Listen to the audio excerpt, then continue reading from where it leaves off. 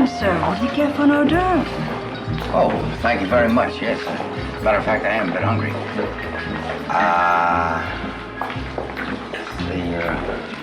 What is that one there? Oh, that's salmon on toast with caviar and sour cream. It's delicious. You don't have anything with just plain cheese? Oh, yes, sir, yes. Right over here. Help yourself. Welcome to episode 13 of the Columbo podcast, where we too prefer our hors d'oeuvres to be plain cheese. Not me. I want a bit of pineapple with my cheese on a cocktail stick, please. Look at you, posh thing. That's it. Went to many cocktail parties back in the day. I bet. As a child, yes. Did you have those little sausages on a stick with the onion and cheese? Pickled onion would go on the end of every stick. So no matter what else was on the stick, you got a pickled onion on the end of it.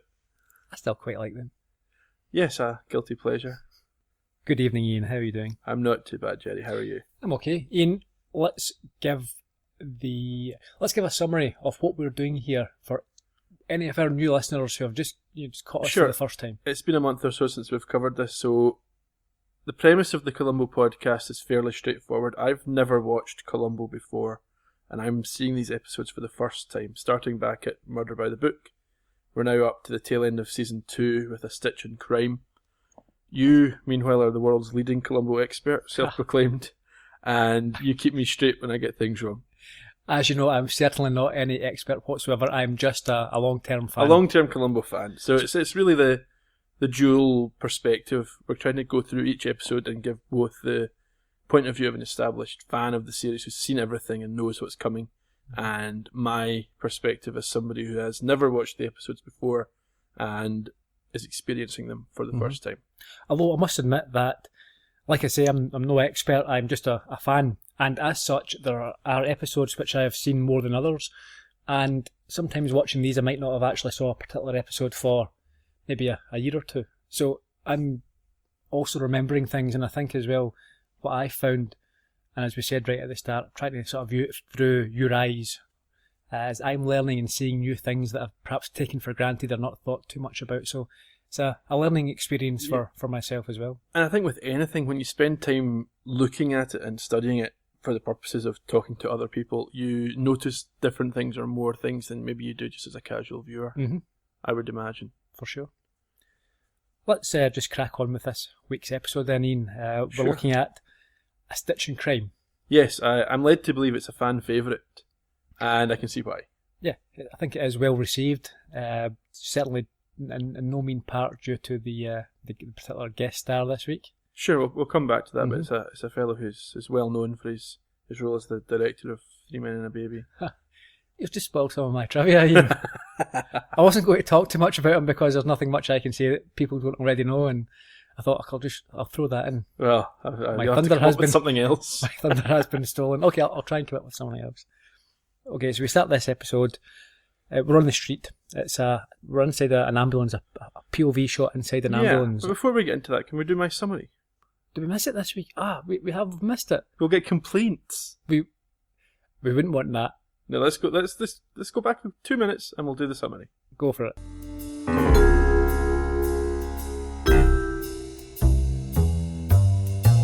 Dr. Mayfield is both killer and healer in A Stitch in Crime, moving from frustrated research partner to murderer, as for the second show in a row, an earlier crime precipitates a fresh murder. Columbo must unravel a number of threads and overcome his own weak stomach if he is to solve the riddle of Nurse Sharon Martin's death and ascertain the motive for her killing. With the vital evidence beyond his reach, can the lieutenant intervene before one death becomes 2? I can't believe, Ian, I nearly skipped over that. Well, I think it would have been missed. It would have been. Yeah. Thank you. As I say then, so we start off this episode on the street, POV of an ambulance. We hear the sirens and the credits roll immediately. I think this is the third show in a row now where we've had the credits right at the start of the show. We see an elderly man. He's in some sort of distress in the back, but he's telling a paramedic to take the oxygen mask away, that he doesn't need it. And he is referred to as a Dr. Heidemann. Yes. So we then go inside the hospital, and Dr. Heidemann is being examined by a younger doctor. and he commends him on his diagnosis of some sort of heart condition. It appears that Dr. Heidemann is aware of his own problem, but he's allowed this doctor to have a go at diagnosing it. Yeah. Anyway, and he's congratulating him on making the correct diagnosis. It's an aortic valve problem. So they know each other, and we're led to believe, and we find out that he works in that hospital. Yes, that's anyway, where so he's based, yeah. They're colleagues. Yeah. A nurse enters, and she is concerned. And she then goes to check if Dr. Heidemann's room is ready for him. Yes. But this concern is obviously through respect or some sort of admiration or long-term relationship. It wasn't clear what the particular personal relationship was, whether it was a personal one or a more personal relationship than that. But in any event, she is obviously affected by his condition. And Heidemann is obviously, very highly regarded. But after examining himself, he says he's going to go to the lab. He does. So he checks himself, says, I'm okay, no problems here, I'm going to do a bit of work.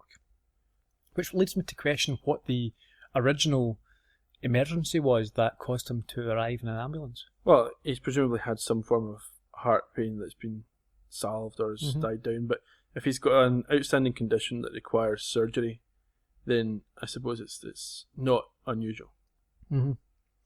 We go to the lab. We do, and we see a familiar face to people who have seen Star Trek. Okay. Make sure you do not refer to him as Spock or Dr. Spock, which I believe is not the correct Well, see, it's tricky because Dr. Spock was a different person altogether, but in this episode Spock is a doctor, so it's going to get very confusing. Yeah, we'll call him Mayfield. Well, we can try, but my notes have got Spock written all the way through. So we see a Dr. Mayfield, and he's reading a telegram addressed to Dr. Heidemann. We don't see it earlier, but I think that Uhura has passed it over. Right. I'm stopping right now. There's no more references of Star Trek. Well, there might be one I've got myself, but that's it from now on. This is Mayfield. This isn't Spock. This is the Columbo podcast. See, the thing is, without going off on a detail here, I mean, I'm not really a Star Trek fan. I saw a couple of episodes of the original series and one of the recent films, but it doesn't mean as much. Obviously, he's a cultural icon, so I know who he is, but are you quite into Star Trek, Iain? I've seen most of the episodes of the original series. Certainly I've read a novelisation of all of them. And the movies and The Next Generation and Deep Space Nine and Voyager. Didn't really watch Enterprise. Okay, so you're a big fan then? I wouldn't say I'm a big fan. I enjoy them, but I don't have an encyclopedic knowledge. Okay. So, Mayfield's reading this telegram. We see it's addressed to Heidemann, and he seems disappointed about the contents. Yeah, we get a long sort of hold on the telegram so that we can read it. And the text of the telegram it's from a Dr. Brechman to Dr. Heidemann. It says, "Have decided to accept your offer to come and discuss our projects. I seriously believe we need another year of tests, at least." Mm-hmm. At first, I was not sure if this was some sort of corporate espionage or dodgy dealings, but we don't think it is. It's simply they've been a little bit more conservative with their desire to complete these tests. Well, Heidemann comes in and research. we learn from his conversation with Mayfield that they're working on drugs to reduce the incidence of organ rejection in transplant patients. They've been testing on a monkey that's there. A great MacGuffin this is. Do you know what a MacGuffin is, Iain? Yeah, it's an object that's been created for the purpose of driving the what they plot need. forward. Yeah. So all this sort of stuff about transplants and rejections and drugs, we don't really care. It's just something they're working on. It is quite interesting, though, to know how that fits in with what was actually being worked on. Is this around about the time that sort of drug was being developed? I don't know. I didn't research that, but it would be interesting to know that. Mm-hmm. So, as you rightly say, yeah, they're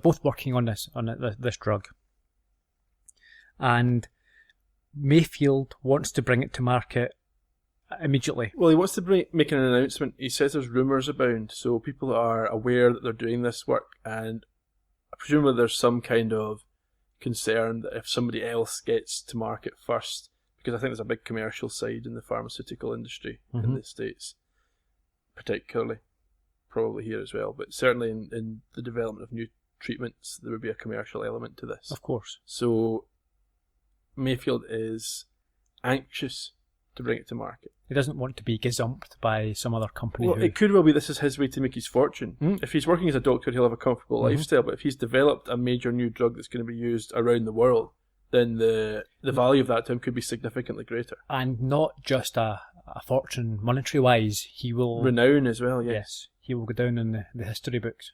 Yes.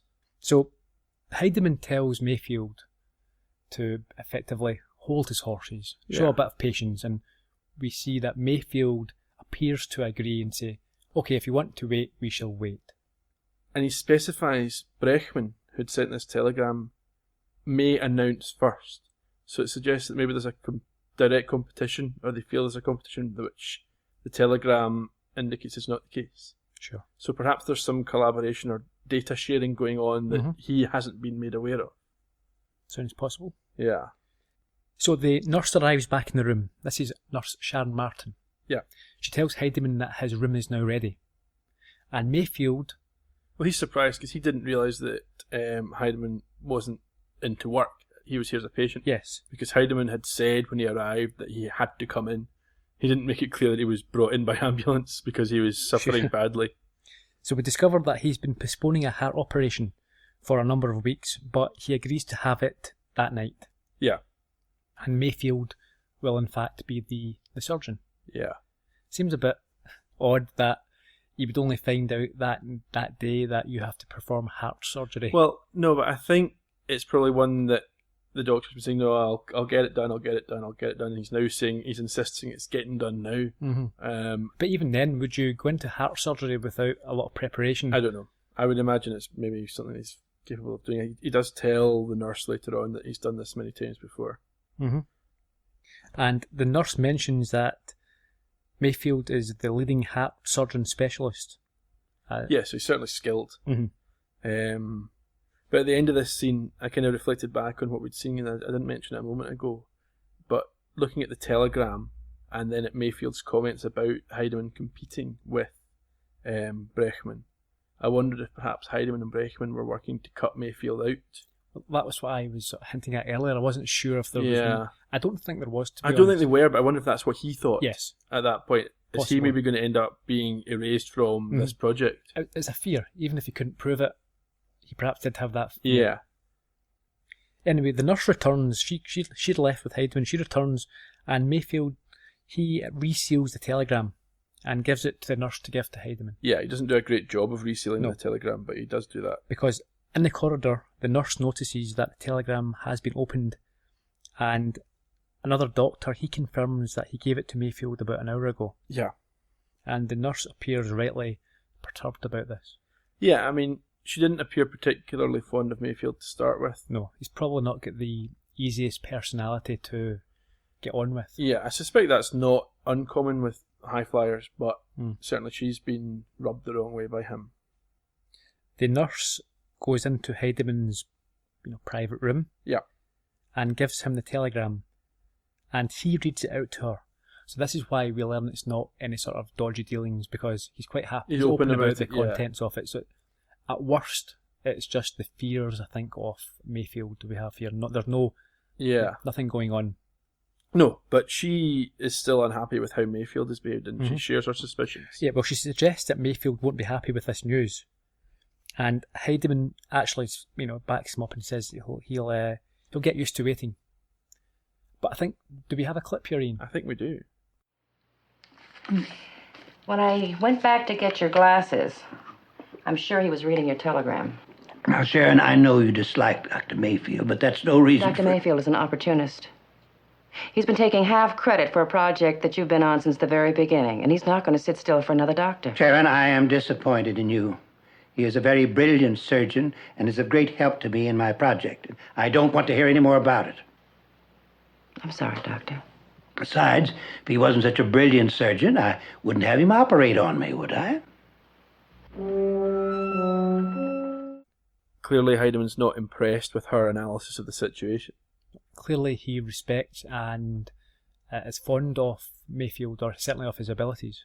Yeah, I think they've obviously been working on this project together for some time. He maybe considers him to be a friend. So we're off now to the operating theatre, and we have some very suspenseful music. Heidemann, unconscious, and things are being prepared for the operation. Yeah. And Mayfield, he performs the op under close attention of the nurse. Yeah, I felt that Mayfield looked nervous and the nurse seemed a bit distracted. Well, that's a question. So does she suspect that he might attempt foul play at this point? Or is she just concerned for I can't think. Heideman's well-being? See, I'm not sure. I think she's concerned for his well-being because she's not keeping a close eye.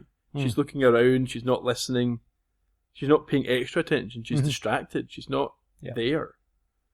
It's a fairly tense scene. It's maybe just that she's got this thing on her mind, what's going on between these guys, what's going on, but I think it's, rather than watching them like a hawk, her attention's elsewhere, which is not indicative to me of being worried that he's going to try and kill him during the operation. And there's lots of, in this scene, there's lots of sort of medical jargon and close-ups of equipment, the scalpel nurse and all that type of stuff. I was interested, I obviously have no way of knowing, but the hospital room, the surgeons, the surgery that they're operating in, was that from another show on the network?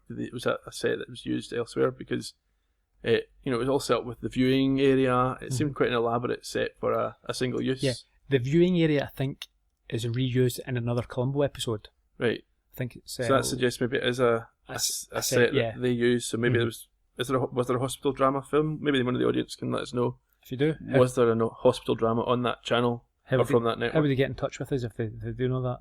All the usual ways. We've had some great chat in the blog posts and the show notes. Dozens of comments. If people want to join the conversation there's a lot of Columbo fans having a great chat about each episode, so please jump in on the current one or an old one if you want to go back in time a wee bit. Also on Twitter, we're at Columbo Podcast, where we're happy to chat to anybody, so chip in your thoughts, your feelings about this or about anything else. We're back to the operation, and the nurse, Sharon Martin, she loses concentration a couple of times. Yeah, that's what I'm saying. Yeah. She doesn't seem to be all there, but regardless, they seem to get to the end of the operation. And it appears to be a success. Yeah, Mayfield hands them over to the recovery team, and there's not any indication of anything having gone wrong. But Mayfield was obviously aware of her lack of concentration.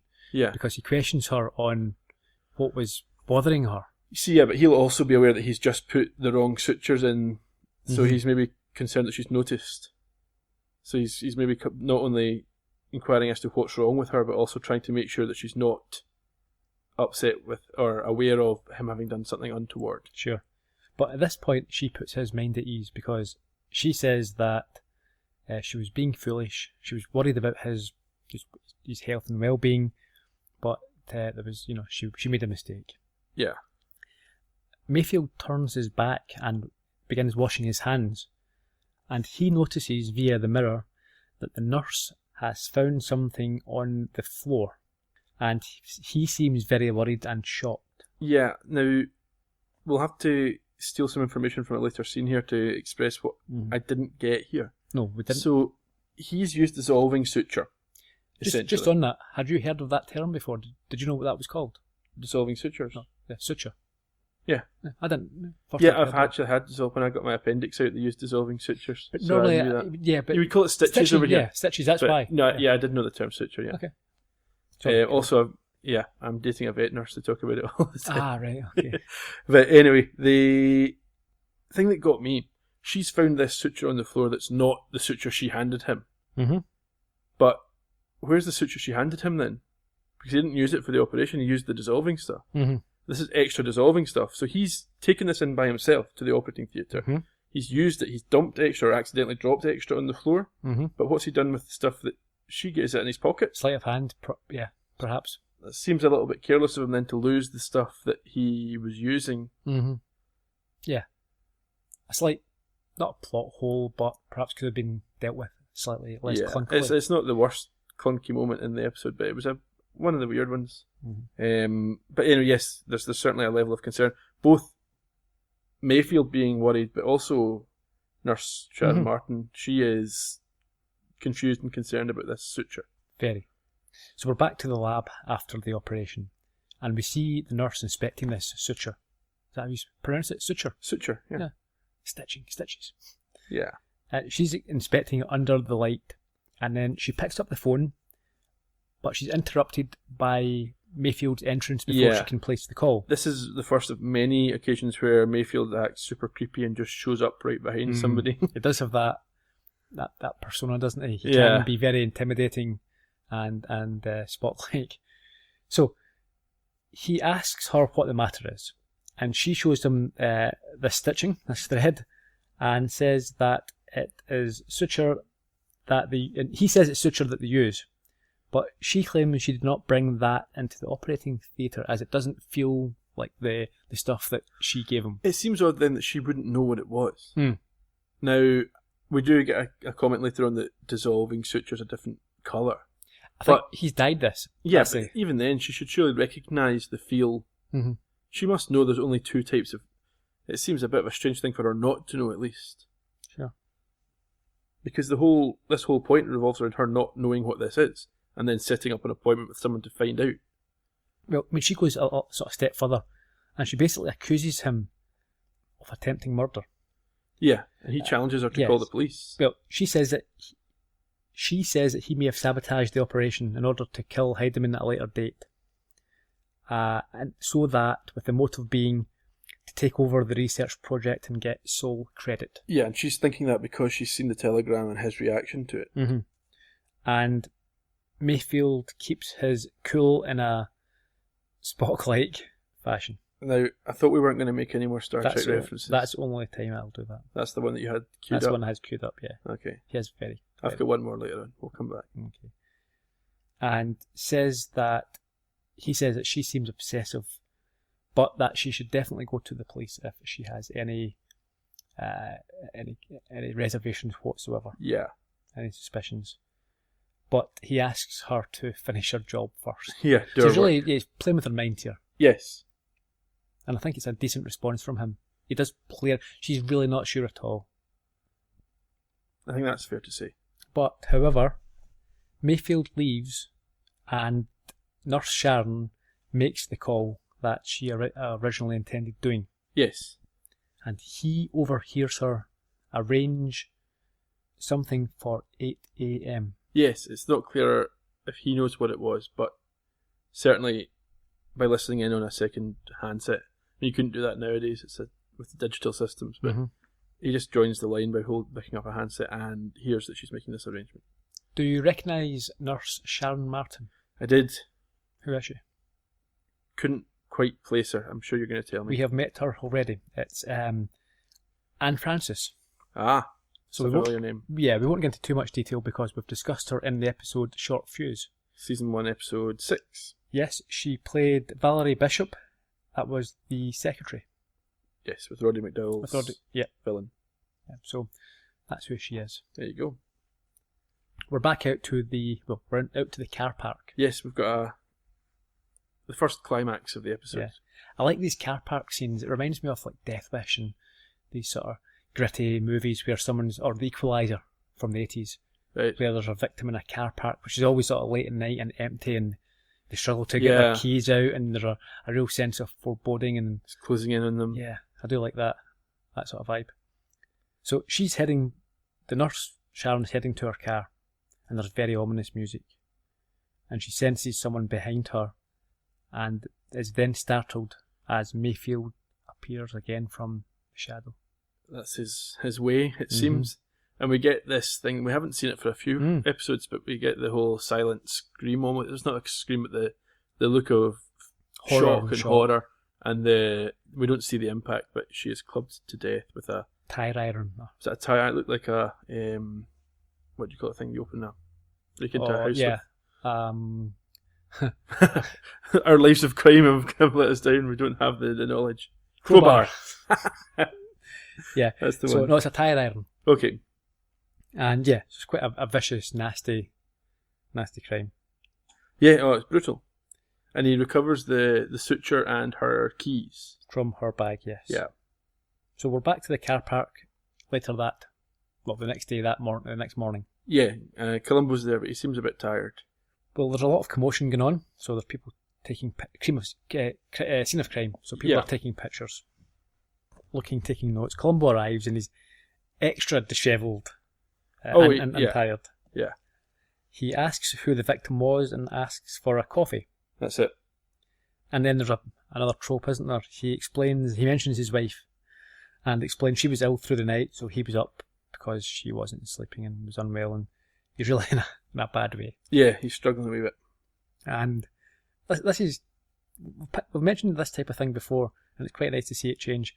So he pulls out a boiled egg from his pocket. Yeah, we're going to see in a minute. He tries to open it on the murder weapon. Well, yeah, we'll get to that. But so he must have 2 eggs, or is this?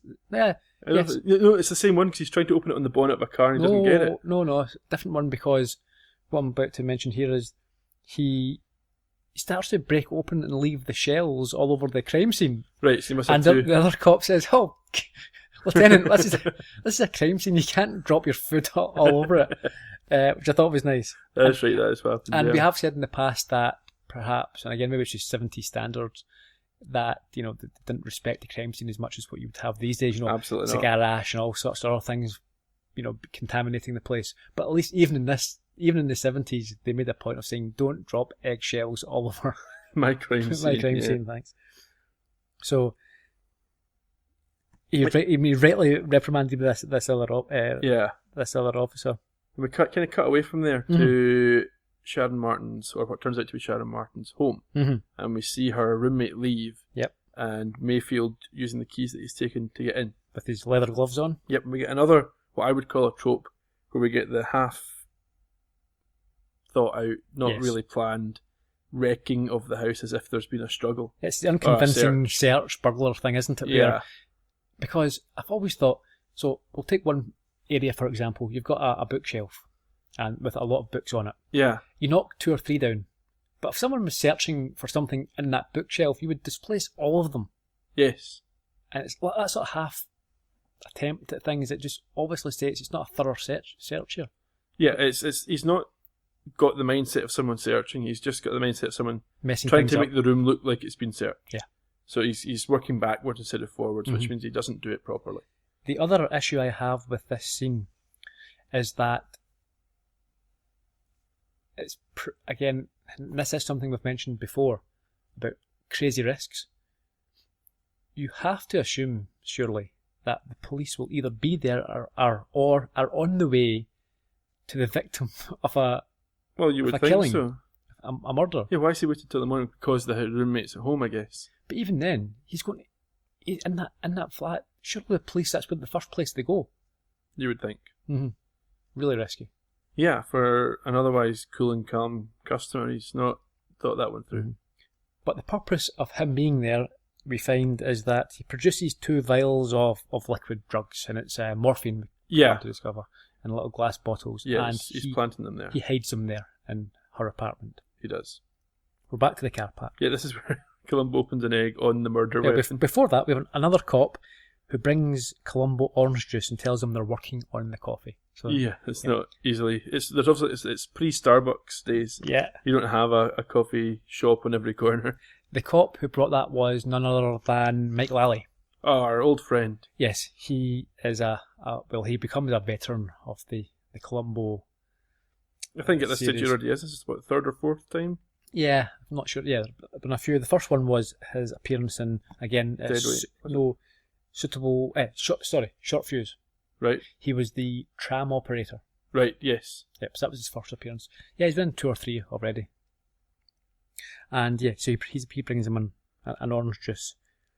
And the other cop confirms that the victim wasn't a sex crime. Yep. She was not molested, is what he says. Yep. But she was searched thoroughly. But how could they tell? That she was searched? Yeah. Who knows? Maybe it just mean her bag was searched. How would you know? Other than it being open. Being searched isn't the same as, putting your hand in and taking something. I don't think that's a critical point, but yeah. Yeah, as you mentioned, just as the scene is ending, another cop walks towards Columbo. He's walking by Columbo holding the tire iron. Yeah, I think I've spoiled this point a couple of times today, but yes. And Columbo tells him to stop for a second and then uses the tire iron to crack the boiled egg on it. No respect for evidence. None whatsoever. Although at other times he has great respect for evidence. It's a strange one. Yeah, it's not just the disrespect for evidence, it's the actual act of it. So someone's had their head cracked in with this. Yes. And he cracks an eggshell on it. Sure, there must be blood and stuff. Bits of, hair, brain matter or whatever, all sorts of stuff. Very unhygienic. hugely unhygienic. We move on to Mayfield's office. Yes.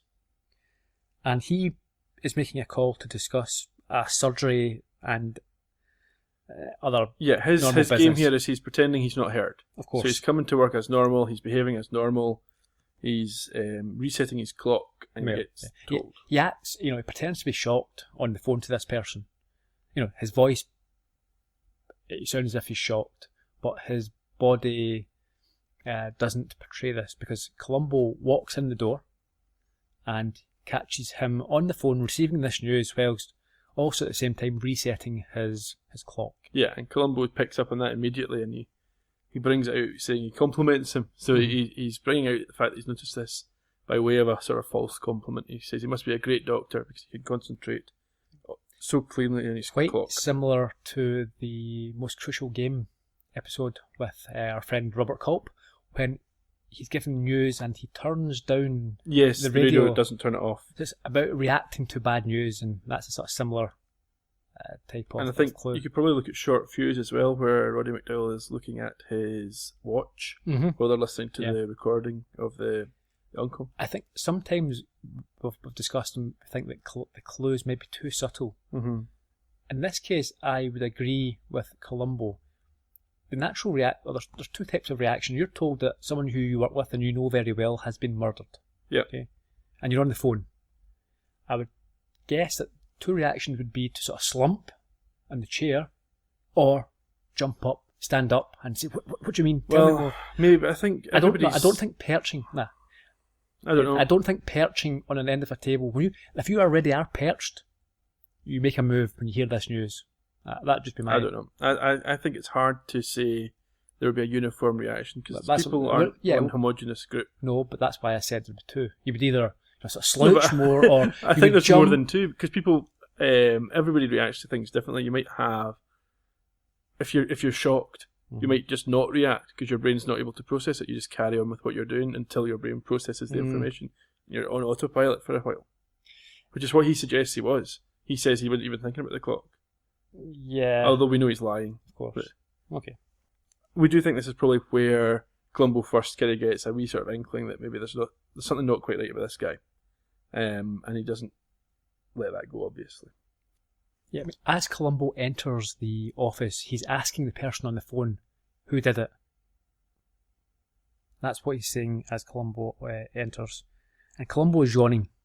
This is the sort of theme, isn't it, for this episode? Columbo being tired. And well, I'm going to make a point about this later on, because I don't think it added anything to the episode, but we'll come to that a wee bit later.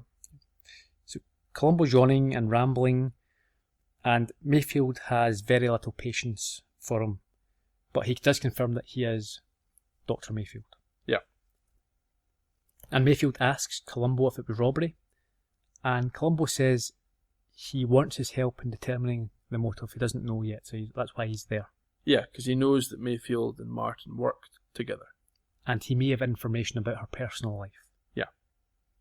And Mayfield does the usual of trying to be too keen, and assumes therefore that it may not be robbery if Columbo wants to know about her personal life. Yeah, I mean, it's not the worst example of over-interest that we've seen, or inappropriate responses, but it's not perfect. No.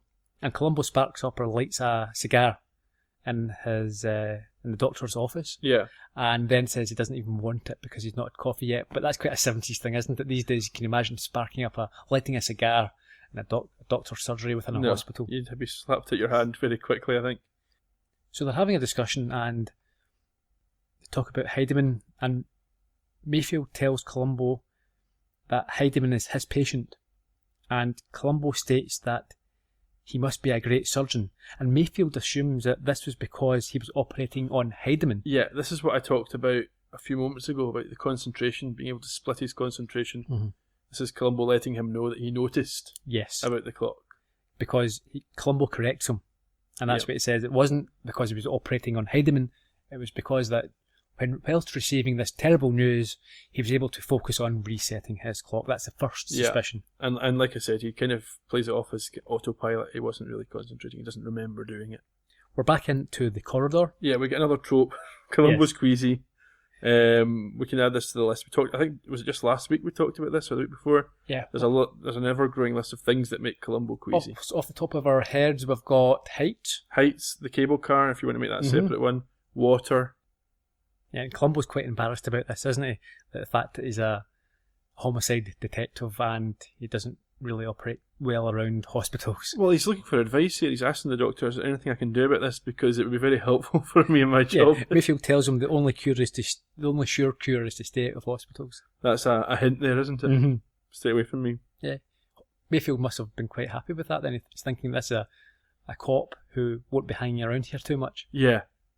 We're back onto the hospital ward, and Mayfield is breaking the news of Sharon Martin's death. Yeah, and now we didn't have the information at this point. My note is, will the sutures dissolve too fast? Obviously, later borne out to be correct, but Heidemann at this point appears to be recovering. There's no immediate threat to his life, and we see Mayfield has picked up on Columbo's intuition there. He compliments him when he's talking to Heidemann. Is he being sarcastic? I think he's being sarcastic. If he believed that Columbo was a true threat to him, a worthy opponent, then I think he would be worried. I think it's exactly the opposite. He believes him to be a dishevelled, bumbling fool who can't stand hospitals. So he's mocking him, saying that, don't worry, you've got the world's greatest detective on the case, Dr. Heidemann. I'm sure he'll solve it. Yeah. So where are we next? Well, after he speaks to Heidemann, we jump to Columbo interviewing Marcia. Yes, Marcia being nurse Sharon Martin's flatmate. Yes, we saw her earlier leaving the place before Mayfield went in to trash it. And they have a chat, and it's quite a funny scene, but a funny discussion, but it's very relevant to moving the plot along. Yeah, there's one key point that they make. We have a clip. Well, I mean, I've always been inner-directed, and she was other-directed, you know what I mean? Well, not really. I'm career-oriented. Sharon was motivated by others' wishes, you understand? I had personal, selfish goals, and Sharon was devoted to humanity, do you follow? Well, I'm beginning to get some of the drift of it. Excuse me, Lieutenant. Yeah. You were both nurses, is that right? Yes, but Sharon always was devoted to healing. She always worked in hospitals. Myself, I work in Beverly Hills for a plastic surgeon because I selfishly enjoy being with middle to upper middle class people. However, I don't meet any single men unless they're ready for facelifts. Could you tell me a little bit more about your roommate? Well, I just know that Sharon never did anything to harm anyone. No idea why anyone would come into this apartment and tear it up like this? No, I have no idea. Hey, Lieutenant. I liked Marcia's honesty with this. Yeah, she's an unusual sort of person. It's not what you would expect in terms of the pattern of speech or the way she presents the information, but it is important information. Yeah. What we find out here, or what Columbo finds out here, is that Sharon was a truly caring nurse. She enjoyed her profession. She wasn't in it for money.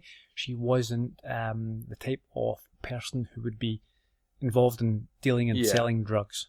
And I think we see Marcia is legitimately upset. This is the kind of natural reaction, or I think it's meant to be a natural reaction to a close friend's death. Yes. Which kind of plays against some of the other killers that we've seen in the past, and even in this episode, who were supposedly close to the victims, who do not react in a way that Columbo perceives as natural. Yes. And Marcia, she says that she's no idea why anyone would want to tear up the apartment. Yeah, but while they're talking, another officer comes through. Yes, and he's found the hidden bottles of morphine. Yes, and Columbo rushes them through to the fingerprint guy. That's great, yeah. Two things here. The nurse, Marcia, asks what they are, and Columbo immediately tells her that it's morphine. So two things. Why would the nurse not? If Columbo can identify it immediately, why would the nurse? My reasoning was there's a label that he saw and she hadn't. Yes, but bottles of morphine will use their medical name. I'm not sure if it just says morphine on it. It'll be some sort of diamorphine. Diamorphine. Well, maybe. Is that what it is? Yeah. Is that a complete medical name? I'm not a doctor, but I suspect it's possibly what it is, yeah. Okay, but still, if Columbo knows what that is, then surely...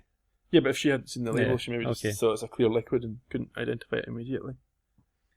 And as you say, the dust for prints straight away, and you can, they're clean. Nothing on them. Suspicious because Well, why would there be no prints? Yes, that is this is a So Columbo's immediately thinking that these weren't here Mhm. in the ordinary course of her day-to-day business. yeah. So this whole scene is actually quite an important scene in Yeah, terms it's of critical providing in Columbo. two ways. Yeah. Yes. We go to Dr. Mayfield's home. There's a party going on, Yeah, so through the Columbo's day. radar's going to be going off. That appears appears like they're all doctors as well. It's all shop talk, isn't it? Yeah, yeah, and I think this is, we've not had this for a while, but this is Columbo getting back to where he's most comfortable Yes. amongst the elite, playing the role of bumbling fool. And similar to last week, when he went initially to meet Nora Chandler in Requiem for a Falling Star, he checked his fingernails before he entered. Yeah, And he does the same sort of thing here. He's making sure he's presentable, which is faintly ridiculous because I think he has his own standard for what constitutes presentable, because he apologises here for not shaving. and being very dishevelled. He doesn't apologise for being dishevelled, he just apologises for not shaving. Yeah, but the rest of it he's fine with. Yeah, but he is dishevelled. So why is he checking his fingernails but everything else is okay? Yeah, well, that's what I think he has his own standards. Yeah. If his fingernails are fine and he's shaven, he's fine. Mm-hmm. So he's got 1 out of 2. Okay. So he's uncomfortable, and he apologises for that. And this is where the scene from the clip at the start of this podcast. Yes, he's got his hors d'oeuvres, he just wants the cheese ones, but he takes plenty more. Olives and crab and Why whatever not? else. There's perks of the job, isn't it? Well, I'm not sure that this is ordinary course of police business to dive into the buffet when you go to interview without invitation, but hey. And he is a little embarrassed because this is before he meets Mayfield at this party. So he has helped himself, or he's in the process of filling his plate as Mayfield walks over. Yes. I think he does apologise and... you don't mind, etc. Yeah. But I think, well, like I was saying a moment ago, this is typical Columbo. He doesn't care about integrating with these folks. He's just happy being himself, but in this setting. Yeah. And there's another sort of semi-clue suspicion here, because Mayfield must understand that it probably appears wrong that he's having a party. Yeah, he tries to explain it away, but not very convincing. He said he was going to cancel it, but it's too late. And I'm trying to think, these were all just doctors having a sort of friendly soiree. Yeah. Who, in what possible universe do you pick up the phone to someone and you say, listen, Jim, we're going to have to cancel the party. A good colleague of mine, you may have seen on the news, has just been violently murdered. And he said, no, we can't. No, we're in the car. We're on the way. We brought a bottle of wine for the party. Don't you dare cancel. That would be incredibly rude of you. Yeah. It's not true. He's obviously not cared about cancelling the party. A friend, colleague being murdered is a perfectly reasonable excuse for cancelling a party. Yeah. But looking at it another way, from his point of view, he must surely have thought about, or why didn't he think about cancelling the party? Mm. Yeah. Although I suppose at this point he doesn't appreciate he'll be a suspect. So Columbo tells him there's been a development in the case, that they found Sharon's apartment all torn up. Yeah.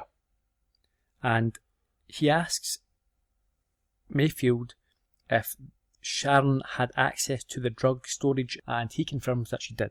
Yeah. Columbo then tells him that they found this hidden morphine in her apartment, and that may be why she was attacked and the apartment searched. Yeah. Mayfield does the sort of typical thing of appearing to defend her, but at the same time encouraging Columbo. Yeah, we've seen this before. And he asks if Columbo truly believes that she would be involved in this. She doesn't seem the character, but Columbo says that you can't really tell these days. He does. No? Columbo asks if he knew a guy named Mac.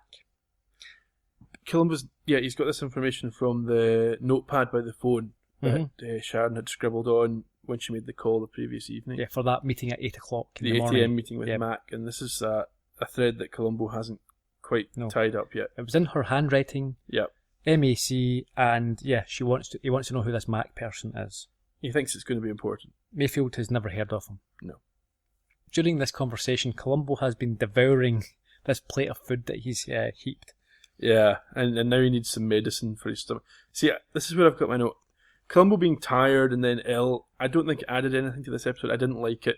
I thought they could have dealt with it much quicker. It's dragged on for half the episode now. It was interesting at the start, but come on. I enjoy it. I don't like it. I don't. I think it just adds another bit. Each episode, I think there has to be, or there often is, some sort of sub B plot where there's a little bit of humour. But from my point of view, what I was thinking was, we've waited so many weeks to get back to a Columbo and a smart killer head to head, and it's being undermined by him yawning every 5 seconds and feeling ill and queasy. Okay, let me counter it. I would suggest that Columbo is doing this deliberately in order to enhance his bumbling reputation. It's going to because this guy may be, in terms of how he's not going to react. He's not the type of guy who will crumble. He's a guy that can handle pressure. So Columbo's taking a different approach here and really playing up in the whole, I'm a fool. And we saw it perhaps work with Heidemann, that Mayfield had really underestimated Columbo, and he may be smart enough to not do it unless Columbo really overeggs the foolish aspect of his nature. Maybe, but we did see him being tired before he even found out who the victim was or anything about the crime, and we do see him continuing to complain about his stomach in the next scene when he's with Marcia, who it wouldn't be working on anyway. Mm-hmm. So I don't know. I was glad anyway when Marcia cured him in the next scene. Yeah. So Mayfield gives him some pills, and Columbo thanks him and he says that it's been a bad day, bad morning, and there's something else that's been bothering him. And he tells Mayfield that there was no fingerprints on the weapon or the morphine. Yes, which led him to believe this. Yeah, they have a conversation about dope addicts. Is that at this point? Yeah, it's quite a 70s term, isn't it? These dope addicts, these reefer heads or whatever it is. It's different terminology. Yeah, I mean they're using dope almost like a generic term here. Yeah, I think these days certainly in the UK, dope's generally for cannabis. Yeah, I would say so. Grass or whatever. That's what we would call dope. Yeah, but that's not the drugs in question here. So I think it's more of a general recreational drug overview, or like kind of an umbrella term. Mayfield says he doesn't understand the lack of fingerprints, why that's significant. Columbo tells him that, especially with relation to the murder weapon, that it doesn't fit the profile. So you have a dope addict, a dope fiend here who is aggressive and just wants these drugs, but carefully planning things. Yeah. Putting on gloves. So that's that's an issue for him. And Mayfield in this case has the correct response. Yes, he does. He says that it can't help him. He doesn't know how dope addicts think. That's right. So again, this is unlike what you would normally expect here, is for Mayfield to come up with some explanation. Yeah, why the drug addict had gloves on. Yeah. Columbo leaves and Mayfield immediately calls Marcia, the roommate, and arranges to meet her. Well, we get this bizarre scene where he's kind of talking and it's kind of moving in and out. Well, I've actually got. I like that transition. It's just, the director's done something different here. Mm-hmm. So we have the camera there's transition between scene, and there is the vocals or the soundtrack, the audio track, so overrides that. Yeah, but it kind of it's quite jarring, or I thought it was quite jarring because it wasn't in fitting with what we've seen before. It's not. It's the first of two times in this episode you get a really bizarre shot, and I don't know. Again, I don't know if it added anything. Maybe I'm being overly critical. I don't know. It was only a few seconds. It wasn't a huge problem, but it seemed a bit of a weird one. Mm-hmm. They use this transition to get from Mayfield on the phone to Marcia to him meeting her down the pier. And what he does here is he manipulates her to come to pick out a name of someone who may have wanted to kill Sharon. Yeah, his plan here is that the police will think she's come up with this. Yeah, so we have a clip which shows you how he achieved that. Unfortunately, I didn't know too much about her personal life, except that she lived very quietly and did some kind of volunteer work at a drug clinic, I think, or something like that. Right, for veterans. Veterans. Marcia, you might have hit on something very important. Oh, I hope so. Was there anybody in particular? Did you know any of the people that she worked with? No, not really. I only met a few. Any particular one? Maybe a patient? Wait a minute. There was a guy out there she used to see. What was his name? Sharon used to talk about somebody named Harry. Harry, yes, that was it, Harry Alexander. Oh, Marcia, I think you've come up with something very important. I hope so. You should go to the police about it. Okay. What would you like to do now? I think we ought to take you home. Oh. And not only was she pleased with herself, and apparently coming to that conclusion, Mayfield himself was obviously very delighted in being able to play her. Yeah, he's achieved what he wanted to achieve, so he's not getting any interest in coming back with her to the house. No. So she's left disappointed. Let's talk about Dr. Mayfield then. Well, can we just do this next little bit first, because this next bit bugs me. Mayfield drops her back at her house. Okay. And Columbo's there and sees him doing it. Yes. And it's annoyingly convenient that Columbo happened to be there at that moment and saw that. It was like, come on. Yeah, that, to be fair, that is far too convenient a sort of plot device. Yeah. And they could have done that in a different way that was less... I mean, that actually bugged me. I'm rooting for Columbo in these episodes. Mm-hmm. I want him to get the clues. But when they're coming just by luck like that, and so unlikely... And it's not the first time. She had it in the first scene with Mayfield as well, mm-hmm. where you saw him with the clock. He happened to stumble in at the right moment. It just seems like you're taking the skill away from Columbo, and you're putting it down to chance that he happened to see this happen, come around. And he could have got that information from Marcia anyway, mm-hmm. when he spoke to her. So he didn't need to see that. We didn't need to have that. So I'm getting a bit of a rant here, but it really annoyed me. Okay. So he drops her off at her apartment. She invites him in. He declines. Is that because, I think, what's the situation with Vulcans? They don't, what's it called when they... The Ponfar. It's yeah. the wrong moment. Yeah, no, we're not having more Star Trek. No. Come on. But while we're here, yeah, I've got to say, we don't really need to say too much about Leonard Nimoy, do we? No, Everyone this is the first time we've used his name, but yes. His name's not Spock. Yes, well, he started out, his first autobiography was called I Am Not Spock. Was it? It was. Have you read that also? I've not read it, but I know that he later followed up with a sequel called I Am Spock. Okay. So I think he maybe at some point had an identity crisis mm-hmm. with being recognised exclusively in the Spock role, so perhaps we shouldn't be emphasising the similarities with this role. No. Born in 1931, obviously famous for Star Trek. Remains active. He was in the most recent Star Trek. Not the most recent, the one before. Yeah. Director as well, as you mentioned. He Stole My Thunder. Everyone knows anyway, but 3 Men and a Baby. Yeah, he also directed at least one of the Star Trek movies. Yeah. A lot of different TV shows he's directed as well.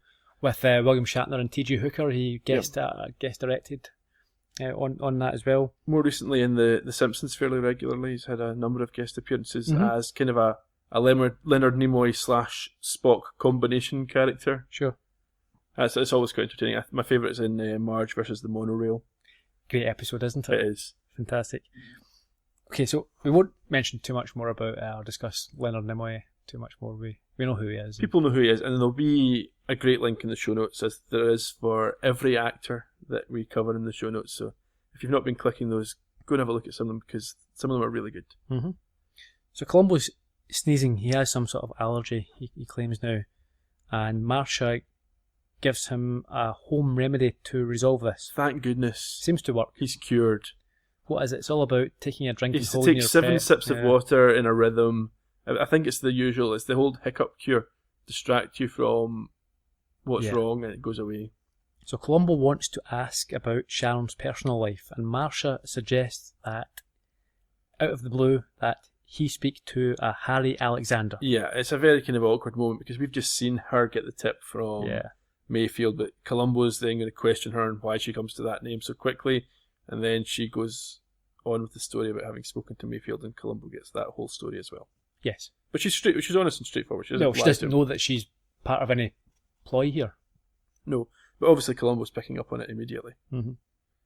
We're back to Heidemann's hospital room. Yep, he's still not died, so that's encouraging. There's a nurse telling him to rest, but he wants to review his papers and get some work done. Yeah, and Columbo's wanting to come in and speak to him. Yeah, he's smoking. Yes, no risks there. Nurse tells him to put it out, but Heidemann insists that he doesn't. Yes, the first non-hospital smell he's had for quite some time. He's quite cheeky to the nurse as well, isn't he? Yeah. He says, including you and your antiseptic, smell as well. He gives Columbo a little wink. He doesn't get to speak to Columbo for very long, though. No.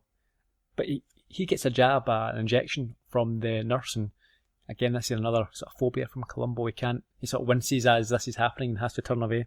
Yeah. And he talks about Sharon Martin, the nurse. And Heidemann confirms that the nurse was upset. He assumes it was because of the operation coming up. And Columbo asks him to look at a photo. But Mayfield arrives just before he does this, he can do this, and tells him that questions will have to wait. So Columbo has to leave the... Yeah, Mayfield's the doctor in charge of this patient, so he has to do what he's told on this occasion. Will Greer, is he familiar to you? That's the actor who plays Dr. Heidemann. No, he's got that sort of Einstein look going on, but Yeah. I didn't recognise him specifically from anything. So I knew him, and probably most people will know him as the grandfather Zeb from The Waltons. Right. 143 episodes of that he was in. Long running show. Yes. Died in 1978, aged 76. So he was an interesting character. He was a folk singer, a TV actor, a theatre actor, appeared in movies. He raised plants that were mentioned in the plays of Shakespeare. Okay. So when I say raised plants, he grew them. He cultivated these plants. Any plants that were mentioned in Shakespeare plays, he would grow them and tend them. There you go. Very sort of focused, isn't it? Area. Niche. We might say Very- niche gardening. Yes. He was quite the political activist. Okay.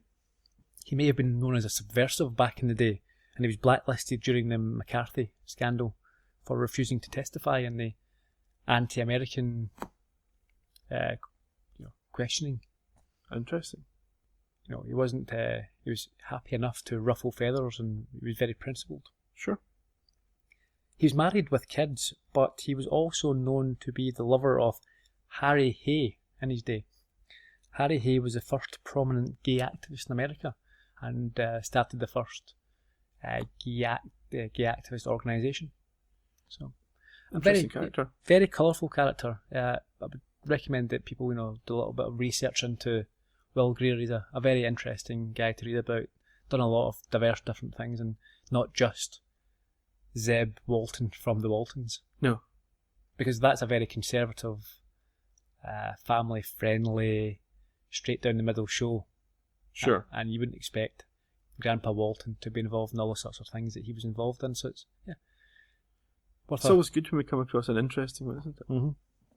So anyway, we back out to the corridor where Columbo's been asked to go after he's been thrown out of Heidemann's room. Yeah, so Columbo's asking Mayfield about this Harry Alexander fellow. Mm-hmm. He feigns any knowledge of him. There's a brilliant moment, again, it's something we've seen a number of times before. There's a phone call for Columbo, but he's told about it in an unusual way. Explain. There's an announcement over the PA. Mm-hmm. Phone call for Lieutenant Columbo. So he goes to the desk. Just on that, I don't know if you picked up on it, but in the background, there's often a call for doctors, and one of them is Dr. Hart. Yeah. Well, being sort of heart surgeons in this episode, I thought that might have been a deliberate plain words. Maybe not. Maybe. So he gets the phone call, and what happens? Yeah, they've located Harry Alexander, so he's off to find him. Okay. He goes to a petting zoo.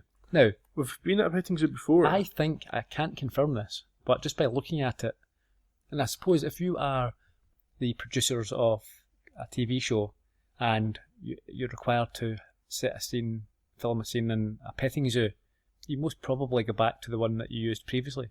I wouldn't be surprised. Certainly, that makes sense. They're working in the same community. It's not like it's set in a different town. No.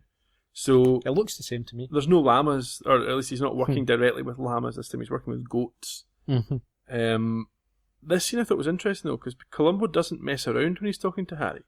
There's no games at all. He's just straight in the middle, clear, concise, on the ball, asking the questions he needs to ask, and getting the answers. Yeah, at this point, I think he knows that Harry Alexander is not the man he's after. So there, as you say, there's not any games here. He just wants to clarify a few points. He's going to take him at. He's going to listen to his response. Yeah. And unless he says anything that rings any alarm bells, he's happy enough. Yeah, I don't even think it's that he doesn't suspect him. I think it's more that his assessment of the character is that he doesn't need to play games with this guy. He's going to be a straightforward fellow. He's going to treat him in a straightforward way. So he tells Alexander that he's investigating the murder of Sharon Martin. Yeah. And Alexander, did we actually explain this scene? The mention of this character and why he might be someone to look at? Yes, because we played the clip from the pier where it was explained by Mayfield and Marsha. Yes, that does. Just because we hadn't said it. We didn't say it, but yes, it was covered. So he's an ex of, or kind of like an ex of Sharon Martin. They had a relationship through a drug clinic. Yeah. Who knows how sort of strong that relation, how personal it was and how it's professional. Left kind of ambiguous. It's not cleared up. I think they started off having a professional relationship, and perhaps they grew to like each other. It didn't take it any further, but there was something brewing there, and she realised that she's cut it short because of the nature of their initial relationship. I think. So he says he hasn't seen her for 6 months. He's not involved in drugs, and if any word got out of this, he would lose his job. And Columbo seems satisfied with this answer. And he moves on. Yeah, back to the hospital. Back to the lab. And Columbo's going through the trash can. And talking to the cleaner. Yep. And she's again confirming and explaining that the nurse, Sharon, seemed upset the last time they spoke. Which was after the operation, critically. Did you see during this conversation what the cleaner was doing? I'm not sure. She was polishing a brain. Yes, I did see that, yes. Mayfield arrives. He asks the cleaner to leave. And Columbo tells him he's looking for clues in his trash can. Yeah, and the critical question here Columbo needs to find out is who had access to the drugs. Yeah, but he's also trying to find out who this character Mac is. Well, this is what I've noticed. He's got two strands here. He's got Mac and he's got Sharon being upset after the operation. Mm-hmm. So now he's trying to work these two avenues because we know he doesn't like loose threads. And Mayfield, but he starts by saying that he thinks, or he assumed that Columbo would be away arresting the addict boyfriend. Yeah. But Columbo says that he spoke to him. He didn't, he believes him, doesn't think that he killed her or that she was involved in drugs. Yeah, this is really frustrating for Mayfield because this is his plan unravelling and he gets really defensive very quickly. Yeah. We've seen this in the past where the murderers have tried to direct Columbo in a direction, and as soon as he dismisses it, they didn't have a plan There's B. no backup, yeah. What do they do? Yeah, and I don't think Columbo's quite at the point where he wants to point the finger directly at Mayfield. He's got his suspicions, but he's not quite there yet. Yeah. It reminded me of Suitable for Framing, when the murderer was trying to frame the aunt and plant the stuff in their house, and all the evidence seemed to point to this, but Columbo would not accept it, and he get really, really frustrated at that point. That's right. Okay. What he says is that he thinks the bottles have been planted in and the nurse's he apartment. ascertains that only the doctors and Sharon have access to them. Yes. Columbo asks him who had access to the drug cabinet, and he says only him. In fact, no, he says only him and Heidemann had access to it. But he's already confirmed Sharon had access earlier. Well, I was going to mention that earlier on, because it sort of contradicts it here. Because the first time, yes, he does say that Sharon had access, but in this scene, he says only himself and Heidemann. It could be that he's assumed in the asking that apart from Sharon was implied, because he's already talked to her. So to this response, Columbo gives it a bit of a and Mayfield then understands what the represents. Yeah, I think, like I say, it's not a direct finger pointing, but there's a strong implication again at this point that he's getting looked at. And he says, he comes out and asks, he asks Columbo if he's implying that he thinks that he planted the bottles. Yeah. But Columbo denies this, and he appears to agree with Mayfield that he had no motive to kill her. But, what we actually mean is rather that he has not yet discovered the motive. Sure. And Columbo tells Mayfield that the cleaner told him the nurse was upset after the operation. And this seems odd or weird to Columbo. It's certainly an avenue to investigate. Yes. And he leaves the lab, and Mayfield is concerned by this. Yeah. Mayfield now realises that he's underestimated Columbo, and Columbo's starting to go down the right path rather than the path that he tried to guide him down. To lead him down, yeah. So Mayfield takes more drugs from the cabinet at this some point. paraphernalia. And what I'm thinking is he going to hurt Columbo? Is he going to try and harm him? Because he's been giving him stomach meds. Did you? Honestly, that's interesting. Yeah. Is that what you thought? That was what I thought. Oh, okay. I didn't think that myself, but that's interesting that you might have thought that. Okay. We're off now to Harry Alexander's apartment. Mayfield breaks in, and he... The easiest break-in ever. Yeah. He literally slides the window, reaches round and unlocks the door. And he waits for Alexander to return, he's out at the moment. Yeah, so Alexander comes back, and he comes in, and Spock does the Vulcan nerve pinch. Yeah, okay. This is one of the ones talking about risk and not really thinking things out. Two or three things about this scene. So, he hides and he waits, and this is a guy who is an ex-Vietnam vet. Okay. So you can assume that he's perhaps reasonably competent in a one-on-one struggle. Okay. Younger than Mayfield, yeah. Mayfield. He's not a small guy by any means. No. So you think that what you'll do is you'll hide behind the door, and you can be sure that he won't notice you, or there won't, if he gets caught here, he's in big trouble. He's basically done for the murder of Sharon Martin. Okay. Yes. So he's taking the risk of being seen going in and leaving this building, of struggling with someone who is perhaps equal physically. And then what he does is he injects him with morphine just enough. Okay. So his plan was not to kill him immediately. His plan was to inject him with enough drugs so that he would then somehow be sure to fall down the stairs and die. That's what happened. I'm not even sure whether he was trying to kill him or just kind of trying to have him found with the drugs. Okay.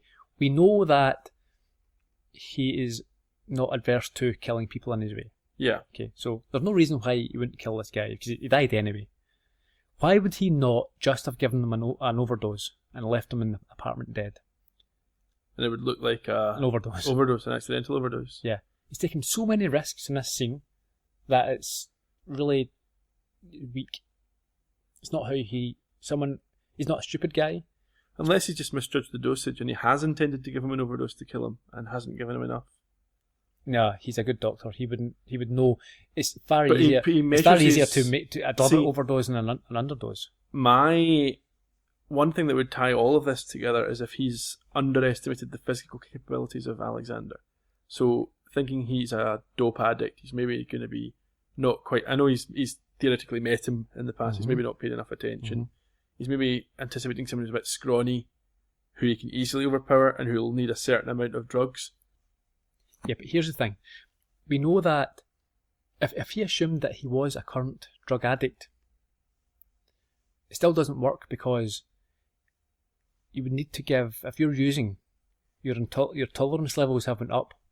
So what would kill someone who wasn't using, if you're using regularly, your body become used to it, you'd have to give a greater dose in order to kill them anyway. But nevertheless, this is what he does, so we have to say it must be a misjudgment or a mistake on the part of Mayfield. Well, it isn't. It certainly is. Yeah. The reason for that, we're not 100% sure. But in any event, we then get an interesting shot of Alexander having been injected with drugs. From his point of view, everything's a little bit neon. Yeah, I think they're trying to do this whole sort of 70s. It's more like an acid type. It wasn't clear to me that he died at this point, because it just looks like he's having some kind of hallucination, falls down the stairs. Could easily have survived that fall, because it doesn't look that bad a fall. Yeah. That's why I don't know what Mayfield was trying to do here. What his intention was. It looked like an entirely controlled fall. He looked to be a stuntman. Yes. Okay, so anyway, he died. He falls down the stairs, and we learn later that he died from this. I didn't even catch it when they said he was dead. We're back to the lab, and Columbo informs Mayfield of Alexander, and that they found the drugs in his room. So Mayfield assumes that Columbo has now bought this story. Yeah, he's saying, "Oh, you must feel bad about having been wrong." We all make mistakes. But Columbo doesn't think that he's made a mistake, and he explains that he, in fact, thinks that someone has set Alexander up. And the reason... Do you remember the reason? Yeah, it's because he's left-handed and the injection's in the left arm. Mm-hmm. So... And Columbo actually says that. He says, you would have no way of knowing this, Doctor, but he was left-handed. Yeah, I think Columbo's clearly hinting very strongly at Mayfield being the guy. And you get a bit of sparring here. Mm-hmm. And this is the bit where he says, what would my motive be? Why would I kill her? And Yeah. Columbo says he doesn't know those are good questions, You ask tough questions, Doc. and so does a jury, Yeah. is the doctor's reply. So it's similar to Murder by the Book, Mhm. where you get the moment where there's an acceptance by the killer that he's under suspicion now, Mm-hmm. but that he's not going to crumble at this point. Yeah, because he tries to actually deflect the attention to Marcia. He says that only himself and Marcia knew of Alexander, and implies that she might know more. Yeah. But Columbo says that actually she thinks that Marcia knew less. That's what he says. Yeah, she was giving information that she'd been spoon-fed. Mm-hmm. Is yeah. a clear point here. We're off to Heideman's room again. Yes, where Columbo solves the mystery of Mac. Well, yeah, first Heidemann can't understand why the nurse would be upset after the operation. And she wasn't necessarily on the same wavelength as Mayfield, so they didn't go on. Yeah. He confirms this. And Heidemann wants to know what Columbo's getting at. So Heidemann is not stupid, and he realises that Columbo's looking for something. He suspects something here. And as you say, Columbo then identifies this Mac. So what is Mac? It's a medical supplies company. He's looking at some sort of scalpel, isn't it? And he notices that it says Marcus and Carlson. Yeah. And as you say, it's a company, not a person. Yeah, and he makes a phone call and finds out that Sharon did make an appointment with them to speak to a chemist. Yeah, so we're down to it gets down to the stockroom, I think it is. Yeah, and this is, again, it's quite convenient that there only was one product that they had sold them that had a chemical base, and it was suture. Yeah, but also I noticed that this is a stockroom, but the person who is helping Columbo seems to be dressed like a surgeon. Yeah, I assumed it was a surgeon who just happened to be there. Yeah, okay. Why would the surgeon be behind the desk showing through the files you would go to? It's either that or it's a stockroom guy with a passion for good surgery, because... He next takes him... Okay, so Columbo asks for a practical example of how this suture is used. Yeah, I think Columbo just wants to be told how the suture is used. So I think the show wants us to be told how it's used. I think it's a bit of and exposition. What happens is they take him to the viewing gallery above an operation. Mm-hmm. And this is quite a funny scene. So Columbo is feeling a bit queasy again, and it's not helped by the fact that the doctor is getting play-by-play commentary on the operation. Colon operation. Yeah. And he talks about how the performing surgeon is doing a great job with the colon and how he has wonderful hands. Yes. Yeah. I think anyone who's operating in the colon should have wonderful hands. Well, you would hope that any surgeon would be skilled with his digits. Yeah. But what Columbo really wants to know is the difference between the two types of suture. There are two types. One is permanent, one is dissolving. And the dissolving one will dissolve within a few days, and it's not suitable for these heart valve operations. Yeah, no, it's interesting because you would normally expect permanent sutures to be used in a situation where they would later be removed, like closing a wound, and dissolving ones to be used where you couldn't maybe remove them. So I would instinctively nowadays have thought that for an internal suturing, you would want a suture that would eventually dissolve. Yeah. But obviously at this point, maybe just the type of dissolving suture they had available, they had to go with the permanent one because the heart valve would not heal quickly enough. Sure. We have a quick scene back in Heidemann's room. Columbo's advising him that he perhaps should see another doctor. Mayfield enters and insists again that Columbo leaves or he will go to his superiors. Yeah, because Columbo's gone to Heidemann at this point because the previous surgeon said to him that you would never use dissolving suture in a heart operation of this type. So Columbo's now worried for Heidemann and wants him to get checked out. He leaves the room and he nearly bumps into the door as he does it. I'm not sure if that was a deliberate in the script or if it was just kept in. But we go back out to the corridor and Mayfield now is clearly fed up with Columbo. Yeah, he tries to laugh Columbo off, but Columbo challenges him directly. I think we've got this, and it's a really good clip. You don't really believe all those foolish things you say, do you? I believe you killed Sharon Martin, and I believe you're trying to kill Dr. Heidemann. Lieutenant Columbo, you're remarkable. You have intelligence, you have perception, you have great tenacity. You've got everything except proof. I want you to take good care of Dr. Heidemann, because if he dies, we're going to have an autopsy, aren't we? I mean, we're going to have to know whether a heart attack killed him or whether it was just dissolving suture. Yeah, so Columbo's not beating around the bush here. he's not going to miss and hit the fan here. No, this is interesting. It's the first time I think we've seen Columbo really lose his rag, really become angry. I think he takes offence when he gets laughed in his face. Mm-hmm. Yes. Okay, so there's a couple of things worth sort of discussing here. Yeah. I think the first is that perhaps she's using this deliberately. So he may well have taken offence, but I think Columbo is, he is competent enough to, even if he is offended, to hide it. He does that all the time when people laugh at him, so it's not something new. I think he may be looking at, he may be weighing up the personality of Mayfield and realising that the bumbling act isn't working as much as it usually is. So he's going to try a different approach. Yeah. He's going to shock him by this reaction. I think that's possible, what it does. yeah. Just on this, the times when Columbo loses, and it happens occasionally when he does sort of lose his temper, Richard Levinson, the writer, who's not at this point a producer, he's more he created the show. Consultant, yeah. They weren't particularly happy. Lincoln Levinson weren't hugely happy with Columbo losing his temper. But other producers actually thought it worked well. And I think they're right in that if you use this occasionally, it's a nice juxtaposition of personality. You couldn't do this. You don't want Columbo every episode becoming enraged. It doesn't work. But I think now and again it works well. Yeah, what you also don't want is him always doing the same thing. Yes. So the fact that you can throw this in there as a sort of a curveball every now and then. So it's either a deliberate tactic by Columbo, perhaps he's not really enraged, but in that case then, or is he really enraged and he can't? It's not a mask. A mask slips. So really, are we seeing? Well, that's what I thought on this occasion. I thought Columbo looked really angry, and so we're seeing more of Columbo's real personality. Does he have that side where he is, he's not as, slow to?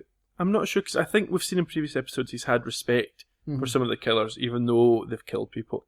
I don't think he's got any respect for Mayfield. I don't think he likes him. He doesn't like him. And I think that makes a difference. Yeah. I think he's not got any time for niceties with this guy unless it's serving a purpose.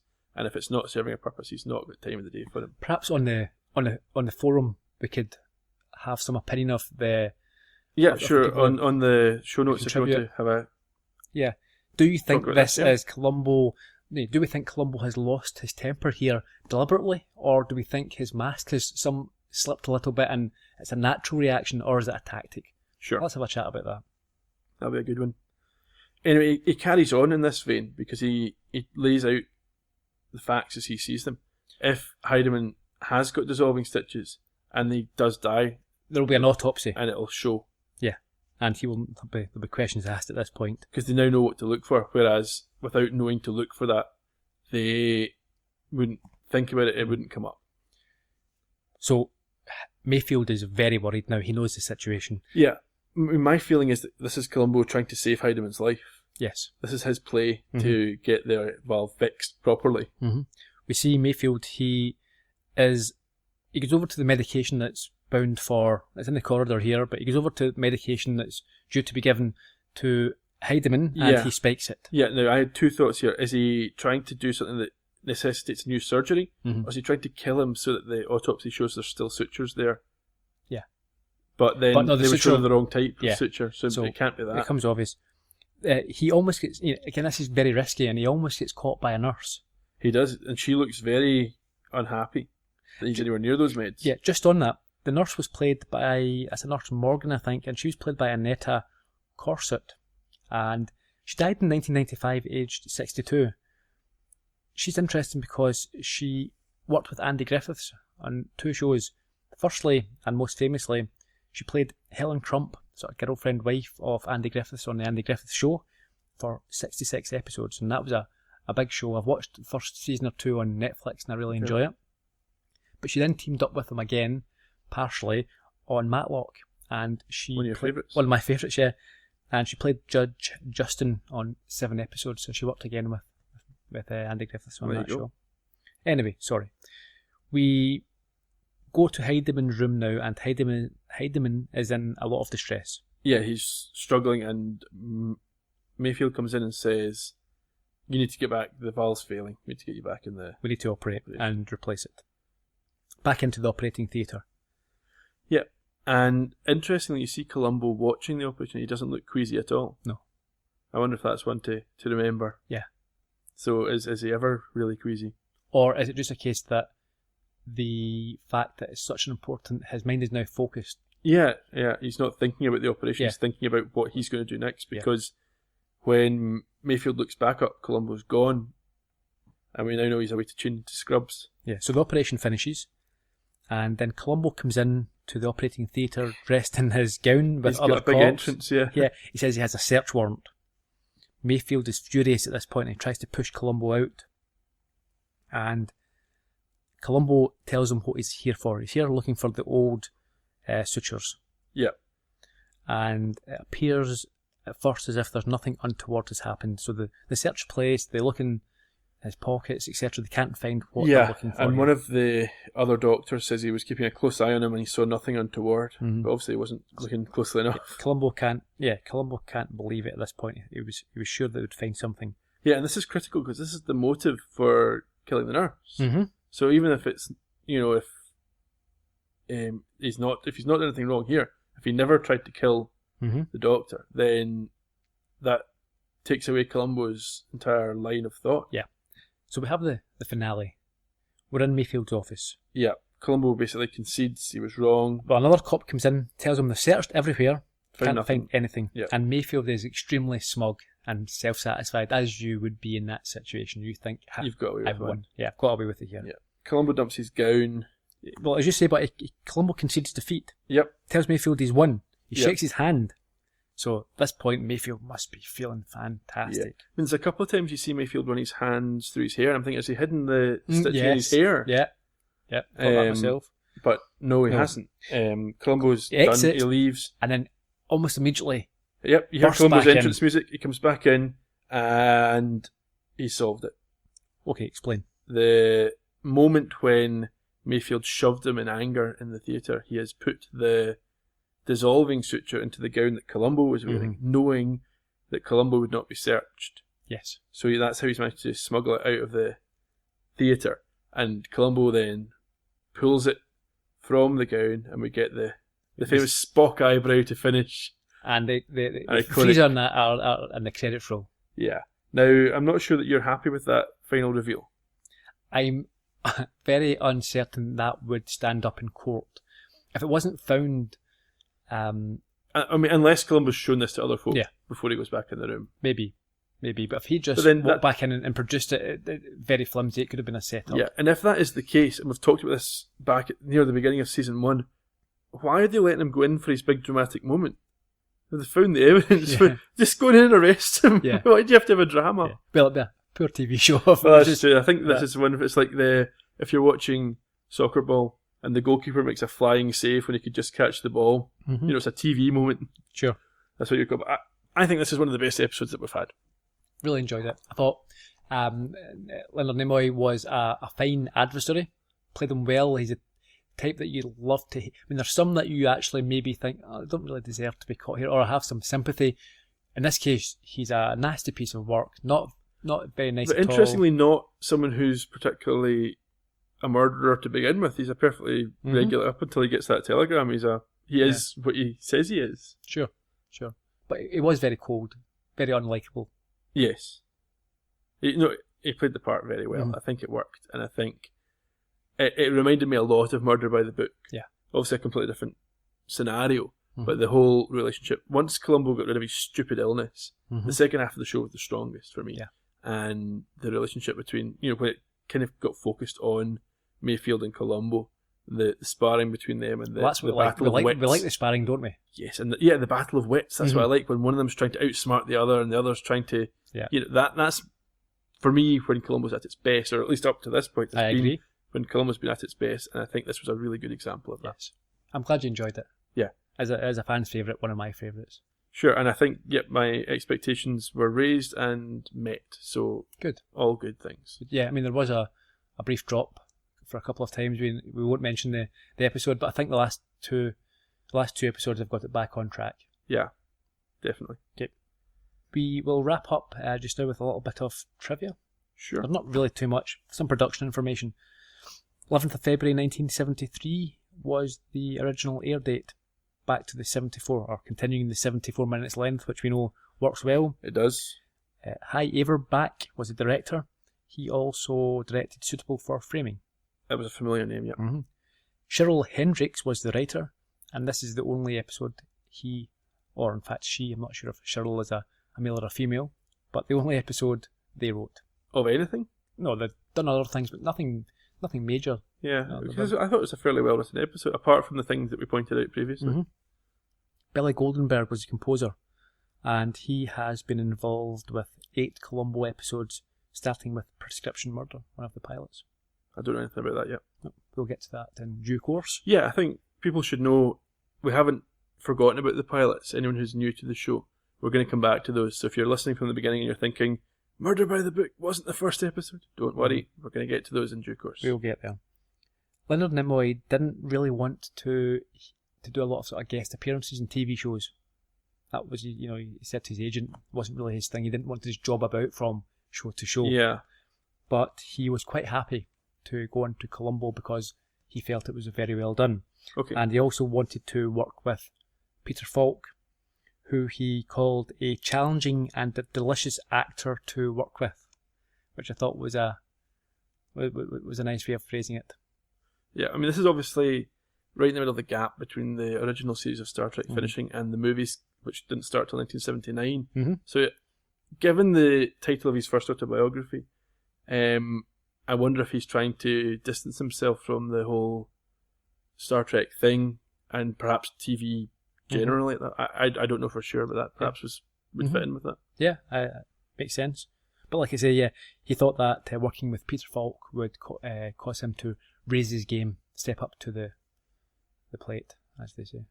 There you go. Okay. So next week we have got The Most Dangerous Match. Is that similar to The Most Crucial Game? Could be. We'll find out. Or could it be to do with fire? Yeah, that's another possibility. I guess I'll find out when I watch it. As everybody knows, I've not seen these episodes, so it'll be new to me. But I'm looking forward to it. Yep. We're coming up towards the end of season 2. Nearly there. We've got next week, and then we've got Following one more because season 2 is an episode longer than season 1. Yeah. So I think all we've got to say is thank you again to everyone who has listened, downloaded, commented, got in touch. Yeah, can we reiterate how valuable the reviews and even just the ratings in iTunes are? If you can keep going in there and clicking those stars if you haven't already, if you've got an iTunes account, even if you don't use iTunes to listen to the podcast, if you have an account, please just go in.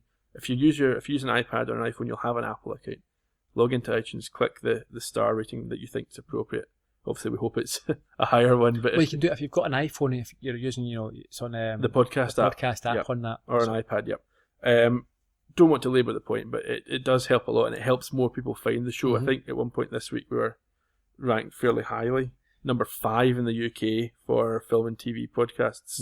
Momentarily, it didn't last for a long time, but we're hopeful that the more people do these things, we saw that it helped people find the show. So please continue doing that, and we'll see you again. Thanks once again. Yeah.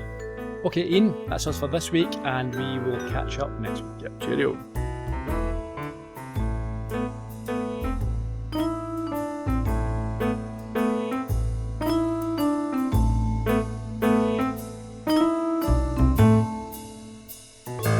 You have been listening to the Columbo podcast from Heard Yet Media.